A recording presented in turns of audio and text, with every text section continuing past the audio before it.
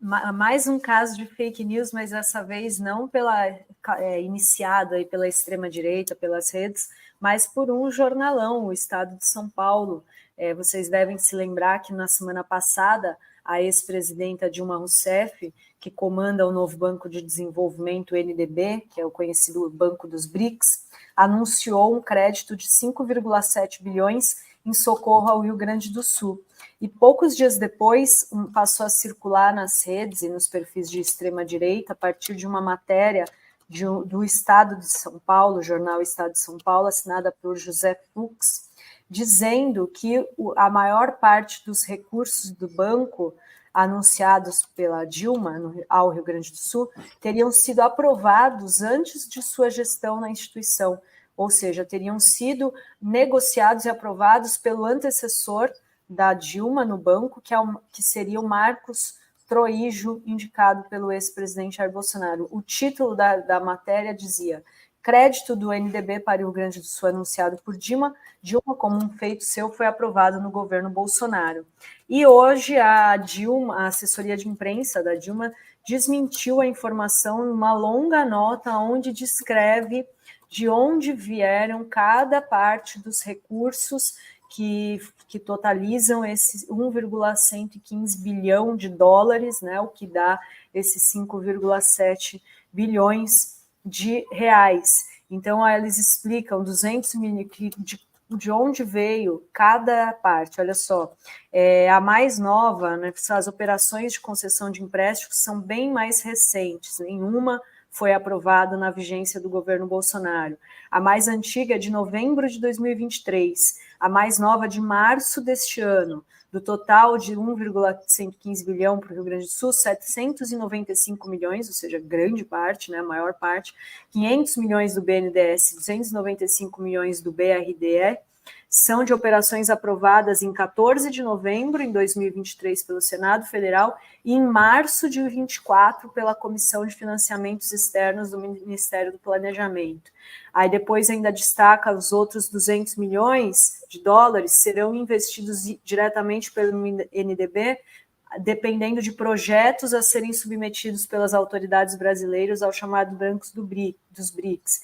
Enfim, descreve lá como que foi aprovado todos esses recursos, e ainda chama a atenção que o antecessor deixou o banco em Xangai em março de 2022 e não mais retornou até deixar a presidência do Banco do BRICS em 24 de março de 2023. Ou seja, o cara fazia um ano que não ia para Xangai na sede do banco.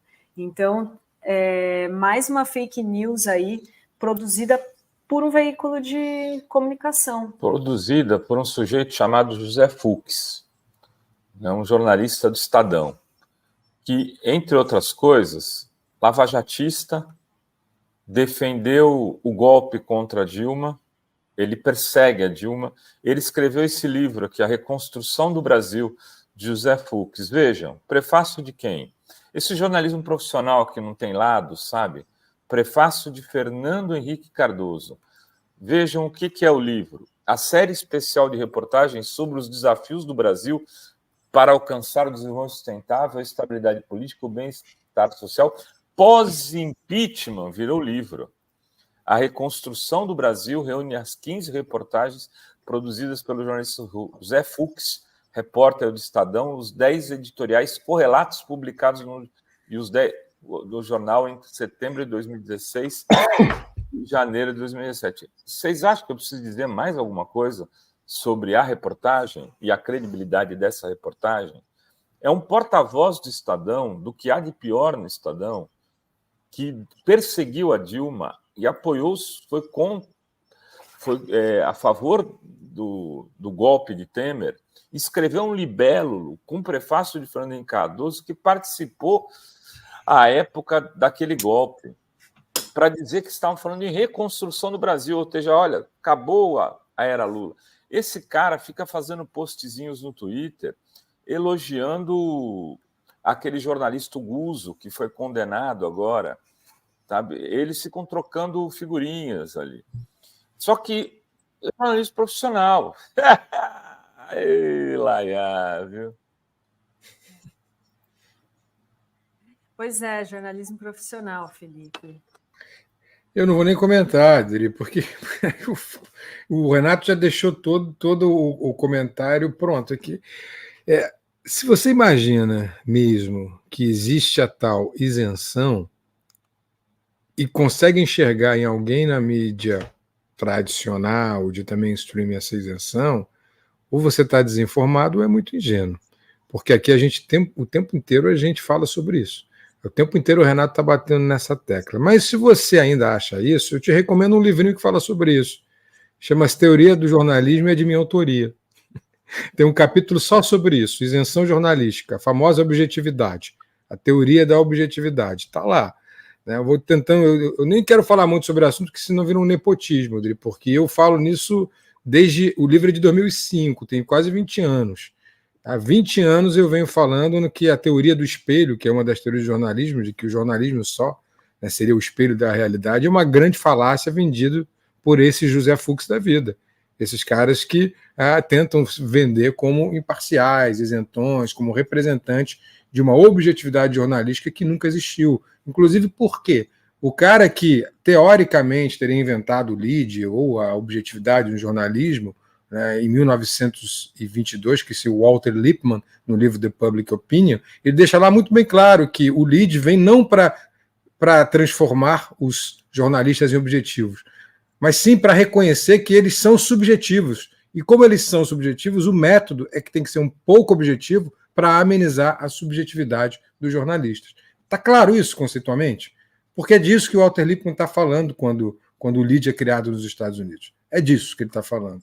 É disso que Pompeu de Souza está falando quando traz o lead para o Brasil na década de 1950, para o Correio da Manhã.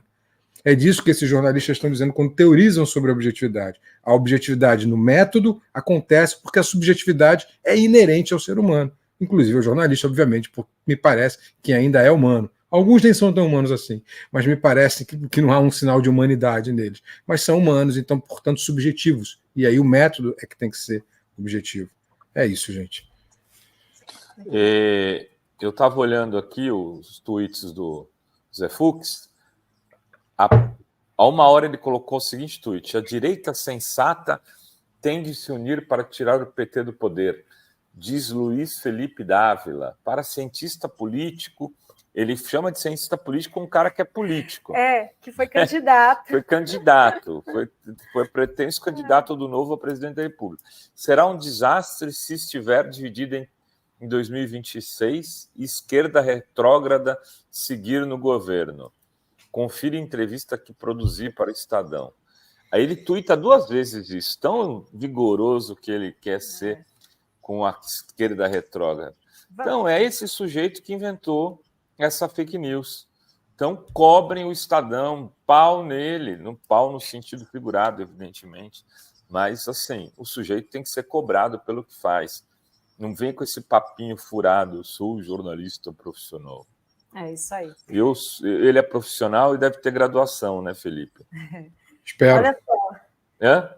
Espero que sim. Com certeza não leu meus livros, mas eu espero que ele tenha. Não estudou com o Felipe.